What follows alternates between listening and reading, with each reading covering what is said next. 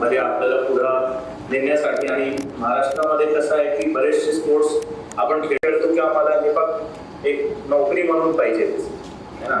आपण जर आपला 5%चा GR बघितला किंवा हे आपला डायरेक्ट रिक्रुटमेंट बघितलं तर लोकांना वाटतं की कुठेतरी आपलं करिअर स्टेबल झालं पाहिजे. आणि त्याच्याबद्दल काही असं नाही आहे की ते चुकीची भावना आहे. बिकॉज स्पोर्ट्समध्ये काय फार रिस्की एरिया आहे आणि याच्यामध्ये मेडल त्यावेळेस आपल्याला थोडंसं फिअरलेस खेळावं लागेल. आपल्याला त्या प्रकारची फॅसिलिटी उभी करावी लागेल. आपल्याला माहिती आहे की 1 वर्षापूर्वी आपल्या इथे मिशन लक्ष्मी त्या पर्पजने आपण सुरू केलं की 12 स्पोर्ट्स आपण निवडले ज्याच्यामध्ये आपल्याला वाटतात की याच्यामध्ये आपल्याकडे पोटेन्शियल आहे. त्याच्यामध्ये table tennis, hockey, athletics, weight lifting हे सगळे 12 गेम आपण केलेले आहे. 12चे 8 हाय परफॉर्मन्स सेंटर आता बालेवाडीमध्ये सुरू पण आहे. यानंतर पुढे जाऊन आपल्याला डिस्ट्रिक्ट आणि डिव्हिजनचे हाय परफॉर्मन्स सेंटरवर आपण बघितले की एक स्पोर्ट्ससाठी काय लागतात तर सर्वात प्रथम इम्पॉर्टंट चीज आहे त्याच्यासाठी बेसिक इन्फ्रास्ट्रक्चर जे आपल्याला करायचं. जर आपल्याला खेळायला जागाच नसेल, खेळायला फॅसिलिटी नसेल तर आपण पुढे कसं जाऊ शकतो. तर चांगली बाब ही आहे की आज आपले 10 पैकी 6 डिव्हिजन स्पोर्ट्स कॉम्प्लेक्स पूर्ण झालेले आहेत. अजून आपले 3 स्पोर्ट्स कॉम्प्लेक्स प्रगतीपथावर आहे. त्याच्यामध्ये मला वाटतं जळगाव आहे, नागपूर आहे, अजून एक आहे आणि एक आपला जो मुंबईचे आहे ते थोडा मागे पडलेला आहे. त्याला आपण पुढे गती देण्यासाठी मला वाटतं रायगडमध्ये आता आपण जागा फायनल केलेली आहे. त्याला आपण गती देऊ, त्याला फायनल करायचं. तर 10 ठिकाणी आपले जर चांगले प्रमाणे डिव्हिजन स्पोर्ट्स कॉम्प्लेक्स सुरू झाले ज्याच्यामध्ये मोठी मोठी फॅसिलिटी आहे तर ऍटलिस्ट आपण एक बेसिक टप्प्यावर पोहोचतो. दुसरा आपला जे आहे जिल्हा क्रीडा संकुल आहे. जिल्हा क्रीडा संकुल पण 26 पैकी 25 ठिकाणी आपले सुरू झालेले आहे. अजून आपल्याकडे 11 स्थान असे आहे जिथे आपले जिल्हा क्रीडा संकुल पूर्ण झालेले नाही. त्याच्यामध्ये माझी आपल्या सर्वांना विनंती आहे की तुमचे इनपुट देऊन कुठली फॅसिलिटी कसं क्रिएट करायची आहे ते सगळ्यासाठी आपल्याला प्रयत्न करावा लागेल. तिसरं असतं की एक आपण फॅसिलिटी तर क्रिएट केली पण त्यांना जे मेजर लेखनात जिथे दिसतो इव्हन पुण्यामध्ये बालेवाडीमध्ये पण बघितलं आहे बरीचशी फॅसिलिटी एवढी चांगली उभी केलेली आहे पण त्याचा वापर होतो. श्री NB मोटे सर, सेवानिवृत्त उपसंचालक मुंबई विभाग यांचंही टाळ्यांच्या गजरामध्ये स्वागत करावं असं मी आपल्या सर्वांना विनंती करतो. यानंतर जिल्हा क्रीडा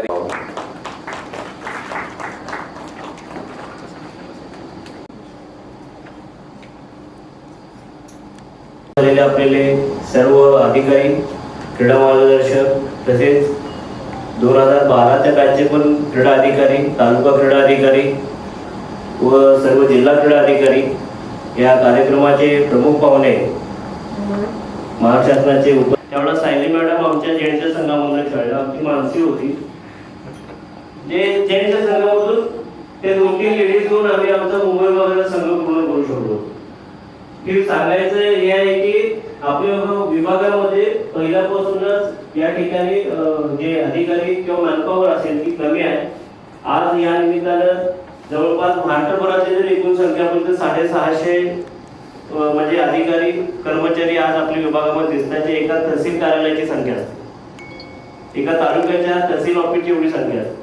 त्याच्यात आपण पूर्ण महाराष्ट्र राज्याचा क्रीडा विभाग आपण चालवत असतो. त्यामध्ये मुंबई विभाग म्हणजे चॅलेंजिंग आहे. पांढरे साहेबांनी त्यासाठी आम्हाला जे आता काही गेल्या 10-15 दिवस माझ्या 4 झाल्यापासून सरांचा रोज संध्याकाळी फोन असतो. सुहास अचानक मीटिंग लागली आहे. परवा पण अचानक साहेबांनी मेसेज टाकला. उपनगरचे मुख्य क्रीडा कार्यकारी अधिकारी, क्रीडा कार्यकारी अधिकारी, सहाय्यक क्रीडा कार्यकारी अधिकारी, क्रीडा विकास अधिकारी नियुक्त झाले. त्यांचा नेमका ऍक्टिंग रोल काय आहे त्यासाठी आपल्याला आज दिवसभरामध्ये आपण या ठिकाणी आपल्या शासनाचे सेवानिवृत्त सहसचिव श्री साबळे साहेब म्हणजे हा घरगुती कार्यक्रम आहे त्याच्यामुळं काय स्टेजवर जाऊन बोलायची वगैरे आवश्यकता नाही. तर आज या कार्यशाळेला उपस्थित एक हे येतो इश्यू येतो त्यावेळेस त्यांना विचारलं का ती माहिती लगेच मिळते. आणि म्हणजे क्रीडा विभागावर प्रेम करणारा माणूस म्हणजे सेवानिवृत्त होऊन सुद्धा त्यांची क्रीडा विभागाची नाळ सतत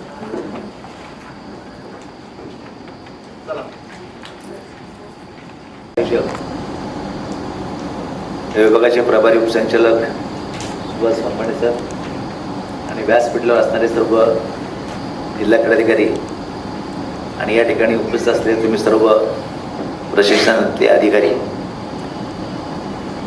खरं वास्तविक ज्या दिवशी आपण जॉईन होते शाहू महाराजांचं एक ग्राउंड आहे पोलो ग्राउंड, त्या ठिकाणी फुटबॉलची मॅच होती आणि माझ्याकडे जिल्हाकडे कोल्हापूर म्हणून बदली पुण्यात झालेली सहाय्यक संचालक म्हणून, आणि सगळ्या लोकांनी मोर्चा काढून माझा बदली रद्द करण्याचा प्रयत्न केला, पण मला जबरदस्तीने आदेश त्यात परत कोल्हापूरचा दिला आणि सहाय्यक संचालक पुण्यामध्ये होतो. आणि फुटबॉलची एक मॅच इतकी जोरात झाली, हेच रेफरी वर्ल्डला बोलवतात आणि नंतर तिथं ॲथलेटिक फेडरेशन जे इंटरनॅशनलचे आहे याचे प्रतिनिधी असतात, ते सुद्धा जे चांगले रेफरी आहेत ते आयडेंटिफाय करून नाव लिहून घेतात आणि मग ऑलिम्पिक जेव्हा होतं किंवा वर्ल्ड चॅम्पियनशिप ॲथलेटिक्स होतं तेव्हा रेफरी म्हणून त्यांना सुद्धा बोलवलं जातं. असं एक ॲथलेटिक नाही, असे आमच्याकडे 30 गेम्स आहेत, त्या 30 खेळामध्ये तुम्हाला ही संधी मिळणार आहे. तर हे सगळं करायचं असेल तर आपल्याला हे दुर्बी नॉलेज असणं आवश्यक आहे.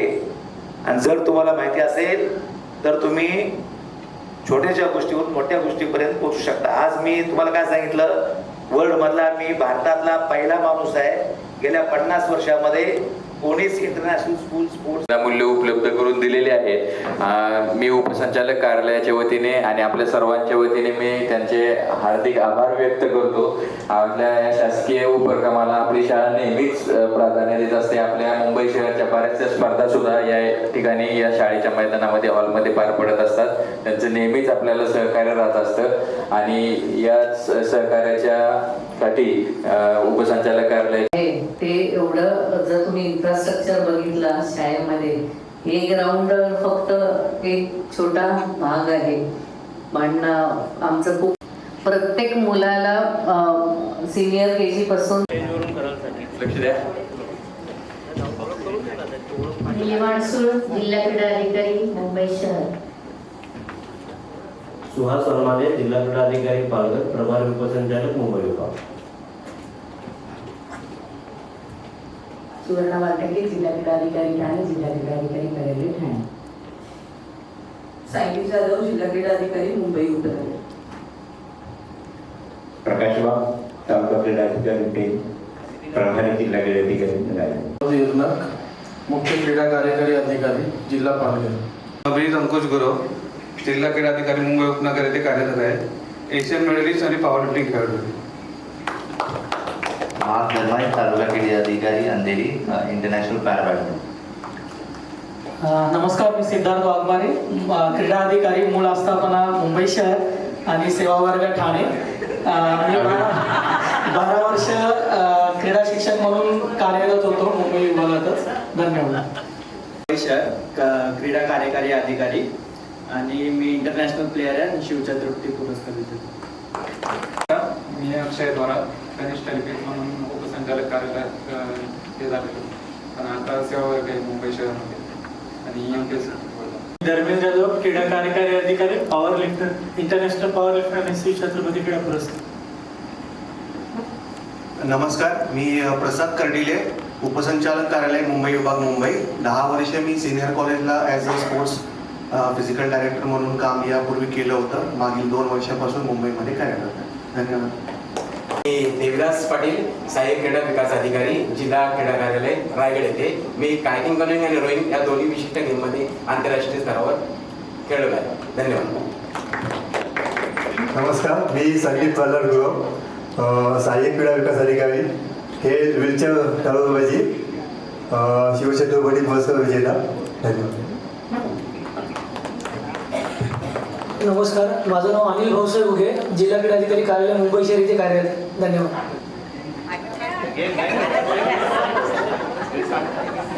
नमस्कार, माझं नाव अमृत घाटगे, मी क्रीडा अधिकारी म्हणून पालघर जिल्हा क्रीडा अधिकारी कार्यालय येथे कार्यरत आहे. माझा पर्सनल खेळ आर्चरी आहे आणि गेली 10 वर्ष इथे जॉईन व्हायच्या अगोदर मी PGT फिजिकल एज्युकेशन म्हणून कार्यरत होतो एका शाळेत. थँक्यू. मूळ आस्थापना ठाणे, जिल्हा क्रीडा अधिकारी कार्यालय आणि सेवा वर्ग पालघर जिल्हा क्रीडा. नमस्कार, मी निलेश हराडे, क्रीडा कार्यकारी अधिकारी मुंबई शहर. नमस्कार, मी दत्ता माने, क्रीडा मार्गदर्शक कुस्ती मुंबई शहर.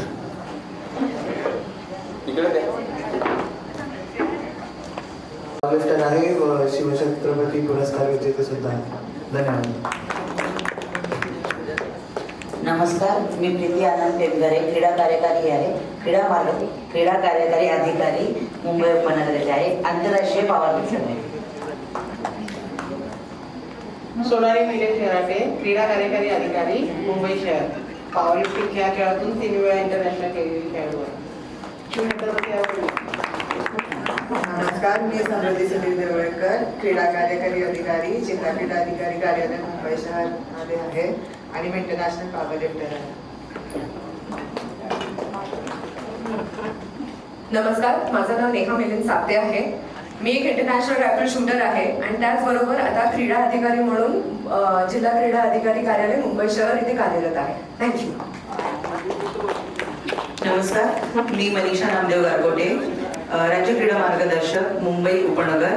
मी छत्रपती पुरस्कार विजेती हँडबॉल. नमस्ते, मानसी गावडे, क्रीडा अधिकारी, जिल्हा क्रीडा अधिकारी कार्यालय मुंबई उपनगर येथे कार्यरत आहे, छत्रपती अवॉर्डी वॉर्ड. नमस्ते, मी Rucha Shivaji Alavikar, national badminton player, gold medalist आणि मुंबई उपनगर येथे क्रीडा अधिकारी कार्यरत आहे. नमस्ते, मी ऋतुजा बसवराज खडलगे, क्रीडा अधिकारी मुंबई उपनगर. मी राष्ट्रीय खेळाडू आहे कबड्डी.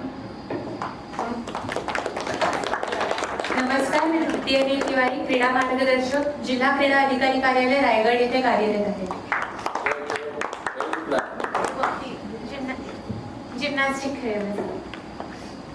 नमस्कार, मी श्रद्धा गायकर, क्रीडा मार्गदर्शक, आस्थापना सिंधुदुर्ग, सेवा वर्ग ठाणे. मी जिम्नॅस्टिक्सचे आंतरराष्ट्रीय खेळाडू आहे आणि शिवछत्रपती अवॉर्ड. नमस्कार, मी लक्ष्मी ठाणेकर, ठाणे जिल्हा येथे सहाय्यक क्रीडा विकास अधिकारी या पदावर कार्यरत आहे आणि मी आंतरराष्ट्रीय पॉवर लिफ्टर आहे आणि महाराष्ट्र शासनाचा शिवछत्रपती अवॉर्ड प्राप्त आहे मला. थँक्यू. नमस्कार, मी प्रियांका भोपी, मूळ आस्थापना पुणे, सेवा वर्ग मुंबई, डेप्युटी ऑफिस. माझा जन्म खो खो. मी शिवछत्रपती पुरस्कार विजेते आहे, तसेच साऊथ एशियन गेम्स खेळले.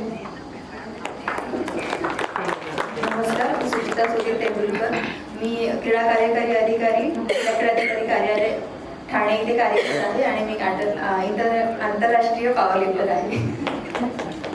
नमस्कार, माझं नाव कविता प्रभाकर खाणेकर, जिल्हा क्रीडा अधिकारी कार्यालय ठाणे येथे कार्यरत आहे. मला शिवछत्रपती पुरस्कार प्राप्त. नमस्कार, मी डॉक्टर सुचिता डमाले, मी क्रीडा अधिकारी असून मी जिल्हा क्रीडा अधिकारी कार्यालय रायगड येथे कार्यरत आहे. माझा खेळ बॉक्सिंग आणि धावणे शूटिंग. नमस्कार, मी भारती देवीकर, अधीक्षक उपसंचालक कार्यालय मुंबई. नमस्कार सर, मी मनीषा नामदेव मानकर, मी क्रीडा मार्गदर्शक खो खो. माझी आता सध्याची पोस्टिंग जिल्हा क्रीडा अधिकारी कार्यालय ठाणे या ठिकाणी आहे. Thank you sir. नमस्कार, मी अंकिता मयेकर, तालुका क्रीडाधिकारी रोहा, जिल्हा क्रीडाधिकारी कार्यालय रायगड आणि मी आंतरराष्ट्रीय खेळाडू आहे. खेळ माझा पॉवर लिफ्टिंग. नमस्कार, मी हिमानी उत्तम परब, मी क्रीडा कार्यकारी अधिकारी, जिल्हा क्रीडा अधिकारी कार्यालय ठाणे येथे आहे आणि मी मलखंबाची आंतरराष्ट्रीय खेळाडू, पहिली अर्जुन पुरस्कार विजेती आणि शिवछत्रपती पुरस्कार विजेती. स्वतःचं काही मला अनुभव आलेले आहेत ते मी तुम्हाला सांगतो, तुमच्या स्वतःसाठी सांगतो. आपल्याकडे सगळ्यांना माहिती आहे, महाराष्ट्र शासनामध्ये आपण काम करतो. आपल्याला स्वतःच्या आरोग्यासाठी काही स्कीम्स आहेत, बरोबर आहे. वाघ साहेब हे आम्ही अनेक वेळेला एकत्र काम केलेली मंडळी आहोत, त्यामुळे आमचे खास विशेष ऋणानुबंध आहेत आणि बाकी मंडळींना मी कमी ओळखतो, पण तरी इतर सगळं मंडळी आपलं सगळ्यांचं स्वागत, कारण हे चांगला उपक्रम राबवत आहे असं मला वाटते या निमित्ताने. कारण कार्यशाळा आयोजित करणे म्हणजे बालेवाडीमध्ये आमचे ट्रेनिंग वर्ग चालतात आणि त्यावेळेला बरंचसं असं लक्षात येतं की आपले जे काम करणारे तिकडे येणार आपल्या बंदापूर जिम्नॅस्टिक नाव काय तुमचं? फुलचंद कराड. फुलचंद कराड. बोला, काय तुमचं कोणतं आहे? माझा पण आर्टिस्टिक जिम्नॅस्टिक. Artistic gymnastic. तुम्हाला कोणतं मेडल मिळालं, कोणत्या याच्यामध्ये? मी नॅशनल पर्यंत खेळलोय, सिनियर नॅशनल पर्यंत, आणि सांघिक तृतीय क्रमांक पर्यंत मिळालेलं आहे मला. बरं, पण आता पुढे तुमचं स्वतःचं परफॉर्मन्स वाढवण्याच्या दृष्टीने काय करताय तुम्ही? नाही, आता मी कोच आहे ना, मी नाही.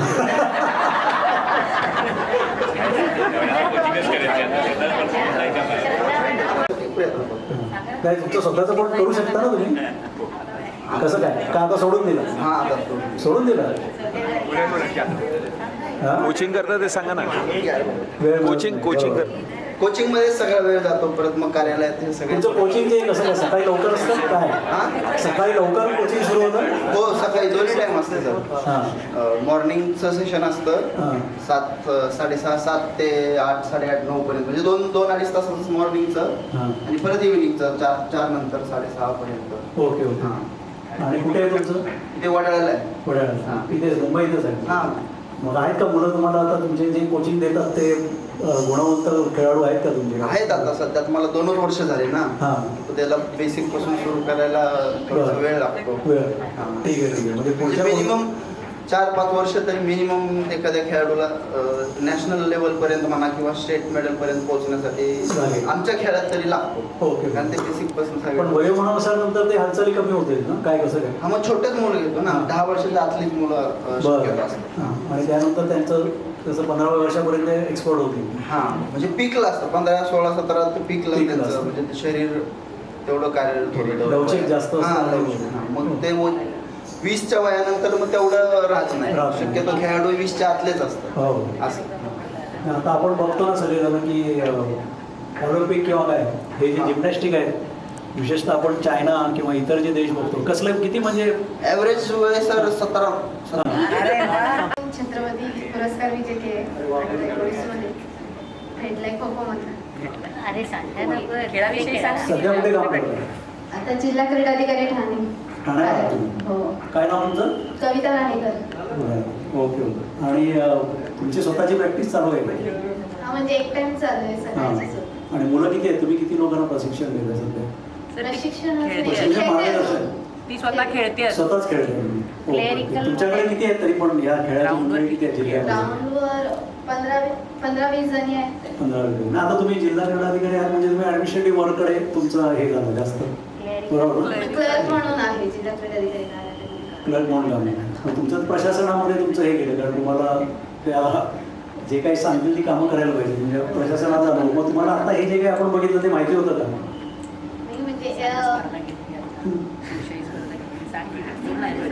अरे नाही, त्यांनी काय विचारलं सरांनी, म्हणजे एक ट्रेनिंग झाली तेव्हा होती ते बऱ्यापैकी नॉलेज आहे. म्हणजे आता मॅडम जशी स्पर्धा घेतात तिकडे पण कधी कधी त्यांच्यासोबत जाते, त्यामुळे थोडाफार नॉलेज तिकडून भेटतो. पण तुम्हाला आता परीक्षा होऊन पास झालेले किती लोक आहेत ज्यांच्या परीक्षा झाल्या? म्हणजे कमी आहेत, 2-4च आहेत. बाकीच्यांच्या एक्झाम्स व्हायच्या असतील ना. हां, बोला.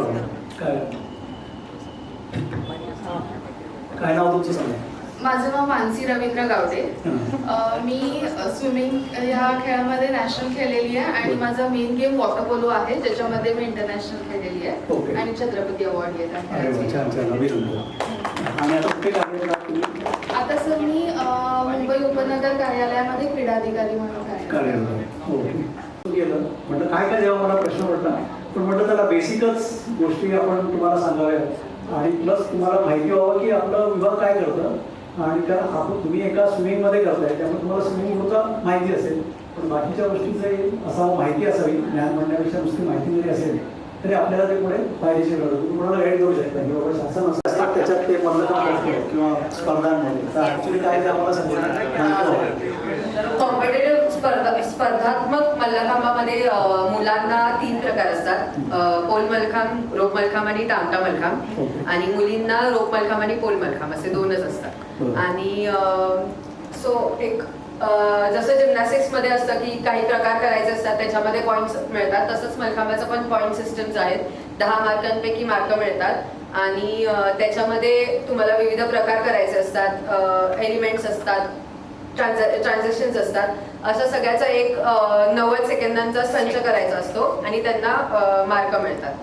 सो आता 2019 मध्ये पहिली विश्व अजिंक्यपद स्पर्धा झाली आणि त्याच्यामध्ये मला 4 सुवर्ण आणि 2 कांस्य पदक मिळाले.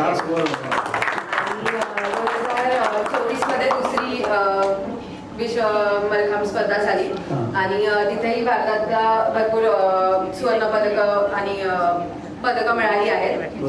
आणि मी पहिली अर्जुन पुरस्कार विजेती आहे आणि तसंच दुसरं 2022 मध्ये सागर ओवाळकर म्हणून अर्जुन पुरस्कार विजेता आहे. तो पण आपल्या क्रीडा विभागातच आहे, पुण्याला कार्यरत आहे आता सध्या. आणि तुम्ही आता कुठे कुठे काम करत होते? मी जिल्हा क्रीडा अधिकारी कार्यालय ठाणे. काय काय म्हणून? क्रीडा कार्यकारी अधिकारी. क्रीडा कार्यकारी म्हणजे आता तुमचं मार्गदर्शनाशी संबंधितच काम आहे. तिथे आहेत का मुलं? सध्या ठाण्यात नाही आहेत तेवढे, पण मग हळूहळू आम्ही प्रयत्न करतो. त्याच्या आधी बॉक्सिंग असोसिएशनला डिव्हिजनल सेक्रेटरी म्हणून कार्यरत होते आणि मला असंच रँडमली कोणीतरी सांगितलं नाही तुला हे करता येणार नाही वगैरे आणि मग मी तिथे राजीनामा देऊन मी माझा जॉबच करते आजपर्यंत आणि तेवढा वेळही देऊ शकत नाही ॲक्च्युली.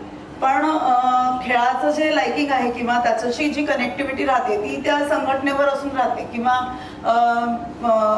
जेव्हा शासनाचे काही नियम आहेत किंवा ते आपल्याला ह्या गोष्टी करणंच आवश्यक आहे तर तुम्ही ही कागदपत्र द्या, आपल्या खेळाला अजून त्याचा उपयोग होईल किंवा काय ह्या गोष्टी म्हणजे जो मधला दुवा साधला जातो ना संघटना आणि शासन ह्याचं काम आम्ही चांगलं करू शकतो. तर मग आम्ही या संघटनांवर राहू शकतो का, कोणतं पद घेऊन? संघटना कशी आहे तशा खाजगी आहेत ना, शासन हे नाही. आणि तुम्ही एक शासकीय कर्मचारी आहेत, जसं मी सांगितलं वर्तणूक नियम वाचा, त्यासाठीच मी सांगितलं. आणि तुम्हाला जर वाटलं की हे करायचं, तुम्हाला क्रीडा आयुक्त आहे तुमचं जे काय म्हणणं आहे ते सांगून बाबा मला असं या दृष्टीने करता येईल का असं, मग ते तपासून घेतील की बाबा कोणती संघटना आहे काय आहे. बॉक्सिंग कोणती संघटना आहे? Maharashtra boxing association. Maharashtra boxing association. आणि मध्ये आयुक्त साहेबांच्या सहीने एक पत्र निघालं होतं की जे कोणी पदाधिकारी आहेत किंवा जे इच्छुक आहेत संघटनेवरती राहण्यासाठी तर त्यांनी परवानगी घ्या आणि परवानगी घ्यावी एवढंच. पण त्याच्यानंतर त्याचं काय झालं हे माहिती नाही.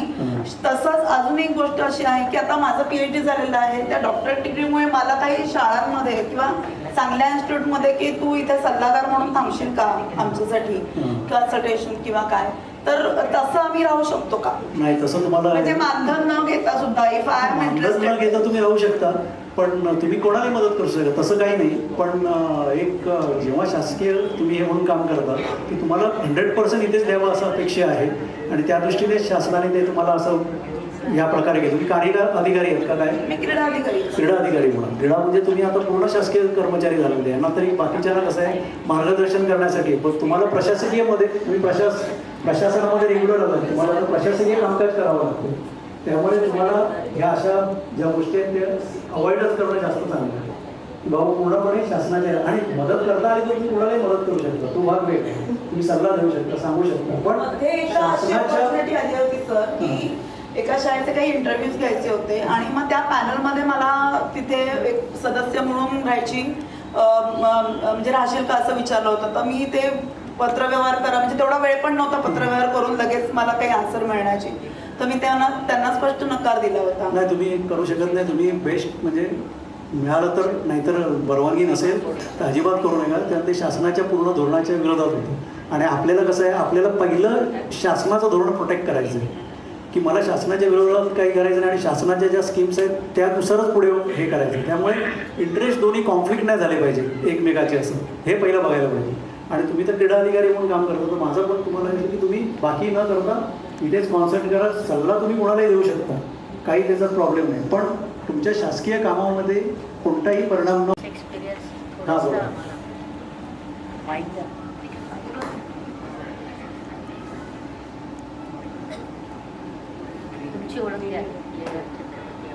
सर नमस्कार, मी सायली जाधव, मी आंतरराष्ट्रीय कबड्डी खेळाडू आहे आणि शिवछत्रपती पुरस्कारार्थी आहे. Thank you sir.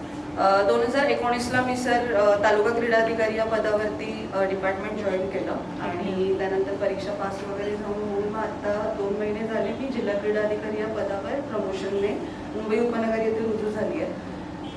बऱ्यापैकी सर सगळेच थेट नियुक्तीवाले आहेत, म्हणजे मी पण त्याच ह्याच्यातून होती. पण म्हणजे हे जे कार्यशाळा आहे ती दरवेळेला होणं आणि वेळोवेळी होणं फार महत्त्वाचं आहे जेव्हा सुरुवातीला. कारण एक खेळाडू दशेतून डायरेक्ट क्रीडाधिकारी झाल्यानंतर अभ्यासाकडे लक्ष असतंच, पण तेवढं बॅकग्राऊंडचं शासनाचं माहिती नसतं. आणि एकदा इथे खुर्चीत त्या पदावर एका राजपत्रित अधिकारी पदावर बसल्यानंतर शासनाची ओळख पदावरती बसून घेणं सर तेवढं योग्य नाही आहे. त्याच्या आधी थोडंसं ट्रेनिंग झालं पाहिजे. ते ट्रेनिंग सर आता मी 2019ला जॉईन झाल्यानंतर आमची परीक्षा जवळजवळ 2023ला झाली सर.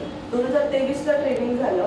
त्यामधल्या कार्यकाळात फक्त जे सिनियर्स आहेत, मॅडम असतील, सर असतील, त्यांना विचारून ही सगळी कामं करावी लागत असेल. म्हणजे तेच अनुभव कदाचित आत्ता थेट नियुक्तीमध्ये जेवढे सगळे आहेत तेवढ्या सगळ्यांना तेच फेस करावं लागतंय की एखादा आता रिसेंट येणारा योग दिनाचा कार्यक्रम आहे, तर योग दिनाच्या कार्यक्रमाला वरतून DSOकडून सांगतात की टिप्पणी तयार करा आपल्याला कलेक्टर सरांकडे. म्हणजे टिप्पणी म्हणजे काय, इतिवृत्त म्हणजे काय, इथपासून सर सुरुवात होते. ही सगळी माहिती आम्हाला नसतेच माहिती, कारण आम्ही त्या खेळाडू दशेतून डायरेक्ट एका अधिकारी पदावरती आलेलो असतो. पण ही जी कार्यशाळा होते सर, ह्या कार्यशाळा होणं फार गरजेचं आहे. आम्ही दरवेळेला तर गेली 6 वर्ष झालं मग ते CR म्हणजे काय असतं, ते कसं लिहायचं, इथून सुरुवात होते. मग त्या CR मध्ये आम्ही दरवर्षी लिहितो की आमचं ट्रेनिंग झालं पाहिजे. कारण टेंडर पासून वगैरे खूप मोठ्या वास्ट प्रोसिजर आहेत. त्या वास्ट प्रोसिजर आहे की टेंडर सारख्या गोष्टी कशा केल्या पाहिजेत. आता जिल्हा क्रीडाधिकारी या पदावर बसल्यानंतर ह्या सगळ्या गोष्टींचा अभ्यास करण्यात, आता अमोल सरांसारखे ऑफिसमध्ये सर क्रीडा अधिकारी आहेत, त्यांच्याकडून बऱ्याच गोष्टी समजतात की कसं केल्या पाहिजेत. पण मला तेच होतं की अशा कार्यशाळा झाल्या पाहिजेत. त्यासाठी मी वनमाने सरांचं खरंच सर आभार मानते की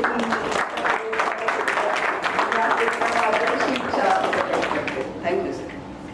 मला आता म्हणजे 1-1.5-2 तासाचं होतं, त्यात ते ट्रॅफिकमुळे अर्धा तास आणखी गेला. म्हणून मी त्यातल्या प्रयत्न केला ह्या गोष्टीचा. तर मला माहिती आहे हे जे काही आहे आपण दाखवलं ते पुरेसं नाही आहे, आणखी बरंच काही आहे. तुम्ही म्हणालात त्याप्रमाणे 19ला तुम्ही आलात, त्यानंतर काय कोरोना सुरू झाला, 21ला एक परीक्षा घेतली आपण, त्यासाठी ट्रेनिंग घेतला, नंतर 23ला झालं.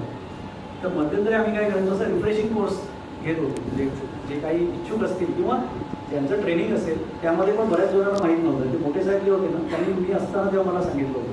आणि तेव्हापासून मग आम्ही काही अशा वर्गाचे ट्रेनिंग घ्यायचो असं की ज्यांना काहीच माहीत नाही तेही बसू शकतात, ज्यांचे एक्झाम्स आहेत तेही बसू शकतात. तर काही स्वतःहून परिचित मुलं आली होती. पण तुम्ही म्हणता त्याप्रमाणे ते जर ट्रेनिंग घेतलं तर मला मी त्यांना सांगितलं होतं की कारण अशा स्वरूपाचं ट्रेनिंग साधारण 1 आठवडाभर तरी पाहिजे. कारण प्रत्येक विषयात एकदम आता कसं आपण एकदम फास्ट गेलो होतो, गाडी याची आपली वंदे भारतसारखी चालली होती, तसं न करता हळूहळू सांगून. आणि बरेच विषय आहेत. शासनाचं तुम्ही म्हणालात तर खूप मोठा भाष्टी आहे. आणि तुम्ही जर परीक्षा बघाल त्याची आपल्या संपूर्ण जे नियुक्तीने म्हणा किंवा जे रुटीन वर्क करणारे कर्मचारी आहेत त्याच्यासाठी सर टिप्पणी हा सर्वात महत्त्वाचा असा हा प्रकार मी समजतो की टिप्पण्या ह्या कशा प्रकारच्या असाव्या, का असाव्या आणि त्याचे फायदे तोटे का असावे. सर 1-2 मिनिटं जर तुम्ही जर यायचं थोडंसं आपल्याला सर्वांना, कारण टिप्पणी हा रुटीन वर्क आहे सर. रोज वेगवेगळे विषय असतात, प्रत्येक विषयाला कोणत्या विषयाला टिप्पणी आवश्यक आहे किंवा कोणत्या विषयाला टिप्पणीची आवश्यकता नसते. जर याचं जर थोडक्यात सर सर्वांना आपण एक मार्गदर्शन केलं तर मला वाटतं इथून तरी कमीत कमी लोक सुरुवात तरी करतील ज्यांना टिप्पणी काय, जसं की इथं म्हणते की टिप्पणी हा प्रकारच माहित नाही. इथून ते इकडेच जिल्ह्याकडे स्वतः सांगून ते करून पण घेतात. पण टिप्पणी हा प्रकार म्हणायला गेलं तर अपरिचित सारखा प्रकार आहे सर. तर त्याचे थोडक्यात फायदे थोडे आपण जर सांगितलं तर बरं. शासनाचं महत्त्वाचं भाग आहे जेव्हा आपण प्रशासकीय कामाचं म्हणतो की टिप्पणी विभाग आणि पत्रव्यवहार विभाग. तुम्ही एखादी फाईल बघितली असेल त्याच्यामध्ये 2 पार्ट असतात, एक टिप्पणी विभाग आणि एक पत्रव्यवहार विभाग. टिप्पणी का लिहायची, तर टिप्पणी लिहिताना की काही विषयामध्ये टिप्पणीची गरज असते, काही नसते. तर सर्वसाधारणपणे टिप्पणी आपल्याला जर धोरणात्मक निर्णय घ्यायचा असेल किंवा एखाद्या विषयी आपल्याला मंजुरी द्यायची आहे किंवा एखादा आपल्याला निर्णय घ्यायचा, तर त्यावेळेला आपल्याकडे जो पत्र आलेलं असतं आणि आपल्या जे नियम असतात त्या नियमाचं कुठेतरी एक सांगड घालावी लागते किंवा त्याचं एक एकत्रित कुठेतरी एक दिसलं पाहिजे. मग त्यावेळेला टिप्पणी कशी हे करतो आपण की बाबा एक पत्र आलेलं आहे आणि त्या पत्रानुसार सांगितलेलं आहे आपल्याला की बाबा मला उदाहरणार्थ आपण एखाद्या योजनेचं सांगूया की बाबा एका योजनेचं पत्र आलं, एखाद्या सरकारी संस्थेने सांगितलं की आमच्या इथे एक व्यायामशाळा पाहिजे. मग व्यायामशाळा पाहिजे असं संस्थेचं पत्र आलं तर तुम्हाला पाहिजे आता व्यायामशाळा पाहिजे, तर मग आपल्याकडे नियम काय आहेत त्याचे, मग GR बघितलं पाहिजे. मग त्यासाठी आपल्याला फाईल तयार करताना तो GR आपल्याला फाईलला जोडावा लागेल. त्यानंतर त्यांचं पत्र काय, मग आपण टिप्पणी तयार करताना पहिलं आपलं काम काय की ही फाईल कशामुळे सुरू झाली, तर XYZ सोसायटीच्या किंवा संस्थेच्या पत्राने. मग ते पत्र कोणी दिलं आहे, मग आपण टिप्पणीच्या सुरुवातीला सादर म्हणून खाली लिहायचं की बाबा पहिल्या पृष्ठावर आपण ते लिहितो की बाबा ह्या पृष्ठावर आम्ही पत्र ठेवलेलं आहे, त्या पत्रामध्ये असा उल्लेख केलेला आहे की त्यांना असं निधीची गरज आहे आणि त्या निधीच्या गरजेनुसार त्यांनी जी मागणी केलेली आहे तर ते कुठे आहे, साधारण कोणत्या ह्याच्यामध्ये ती जागा आहे का काय वगैरे. तर आपला GR काय सांगतो त्याच्या मागणीनुसार. त्यामुळे GRमधले काही महत्त्वाचे मुद्दे त्यांच्या मागणीशी संबंधित काय आहे ते त्याच्यामध्ये आपण त्या टिप्पणीमध्ये नमूद करतो आणि ते नमूद केल्यानंतर त्यांची मागणी जी आहे ते आपल्या GRमध्ये बसते की नाही याचा उल्लेख करतो आणि ते आपल्याकडे निधी आहे की नाही ते देण्यासाठी, किंवा बाबा आमदार निधीमध्ये शिल्लक आहे की नाही, की आमदार एखादा देईल कोण जे संबंधित त्या मतदारसंघातल्या आमदारांनी आधी कधी दिलेलं आहे का आणि आपलं काय आहे का, हे सगळं आपल्याला बघून एक तिथे स्वयंस्पष्ट स्वयंपूर्ण वस्तुस्थिती नमूद करायची असते ते त्या टिप्पणीमध्ये येते. आणि त्या टिप्पणीच्या शेवटी आपण ॲक्शन काय, कोणती कारवाई करा, की बाबा यांना मंजूर करायचं असेल तर काय निधी म्हणजे कशा प्रकारे करावं, किंवा ह्या वर्षी शक्य आहे की नाही, किंवा पुढच्या वर्षी एवढा निधी राहिला एवढा, हे सगळं झाल्यानंतर ॲक्च्युअल ॲक्शन आपण नमूद करतो. मग ती पत्राच्या स्वरूपात असेल किंवा एखाद्या मंजुरीच्या स्वरूपात असेल, मग जे मंजुरी देणार तो पत्रव्यवहारमध्ये येणार आणि जी मान्यता मिळवणार ती टिप्पणीमध्ये येणार. म्हणजे टिप्पणीमध्ये तुम्हाला वरिष्ठांची मान्यता घेणं हे टिप्पणीमध्ये अभिप्राय असतो. त्यासाठी मान्यता घेण्यासाठी वरिष्ठ पूर्ण त्यांना थोडी कल्पना असते की GR काय, पण तुमची जी वस्तुस्थिती आहे त्यामध्ये सगळं आलं पाहिजे. आणि ते करत असताना तुम्हाला मार्किंग करणं महत्त्वाचं. समजा आता तुम्ही दिलं हे संस्थेचे पत्र, ते संस्थेचे पत्र कुठे आहे, पृष्ठ क्रमांक अमुक. त्यानंतर GR कुठे ठेवला आहे तुम्ही, का पृष्ठ 3वर GR ठेवलेला आहे, 3 ते 7वर GR आहे. मग कधी कधी काय होतं, फाईल खूप मोठी असते आणि GR अगदी मागे असतो 537 पेज 500. मग आपण काय करतो, अशा वेळेला फ्लॅगिंग करायची असते की पताका लावायचा असतो की हा पताका A काय आहे की बाबा GR दर्शवलेला आहे, पताका B काय आहे की त्याचं पत्र दर्शवलं आहे आणि पताका Bमध्ये आपल्या अर्थसंकल्पात काय तरतूद आहे ती तिथे दर्शवलेली आहे. तर असे हे सगळे तुम्ही एकत्रित करून त्या टिप्पणीचा तो भाग होतो आणि टिप्पणी पूर्ण होते.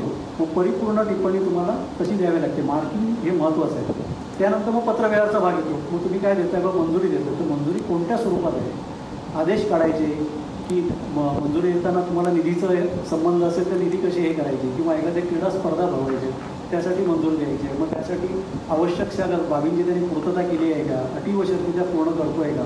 मग तुम्हाला समजा एखादा नाही करत असेल तर मग त्याला आपण कळू शकतो की बाबा शासनाचा असा GR आहे आणि तुमच्याकडून अशा अटी व शर्तींचं पूर्ण होणं आवश्यक आहे, तर ते तुम्ही त्यानुसार झाल्यानंतर शासनाला परत हे करावं. मग तो एक पत्र लिहितो आपण.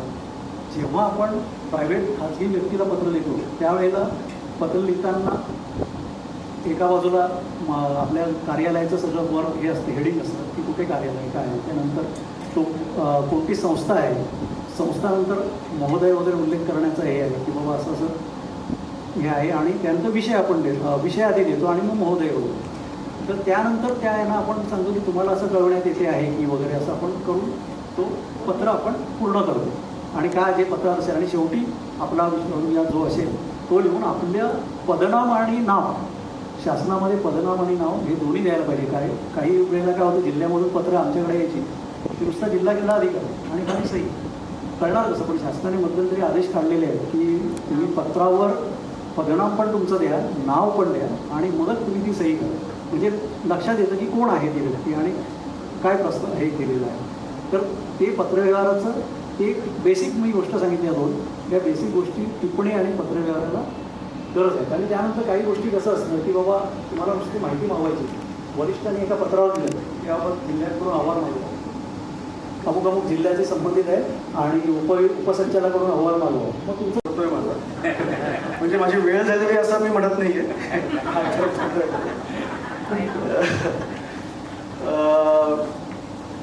मागच्या वर्षीच पालघर जिल्ह्यात आपण क्रीडा शिक्षकांसाठी हे केलेलं होतं,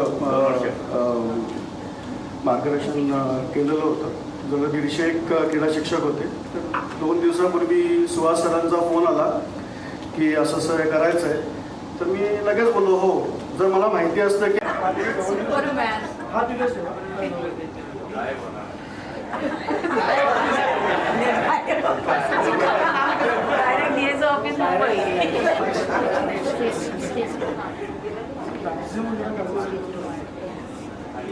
अरे समोर फोटो आला पाहिजे. सो त्याची रेंज बघितली केवढी इम्प्रूव्ह झाली. करायची आहे तर प्रभारी आणि हे दोन्ही एकाकडेच पाहिजे का आपल्याला? म्हणजे काल आहे अरे म्हणजे का डेटच्या हिशोबाने मला फिक्स करायची सर. 2022ला प्रकाश वाघ सर असतील, मी असेल किंवा सायली असेल, आमच्या संघामध्ये मानसी असेल, जेएनची टीम आमची होत नव्हती. त्यावेळेला आम्ही मुलींना सोबत घेऊन आमचा संघ पूर्ण केला. तो मुंबई विभाग आहे. आज सगळ्यात जास्त थेट नियुक्तीचे आमचे अधिकारी कर्मचारी हे मुंबई विभागात जास्त आहे. त्यामुळे आज आमचं हे जरा भरलेलं दिसतंय. नाहीतर हार्डली सुचितानं आज खंत मांडली आणि ती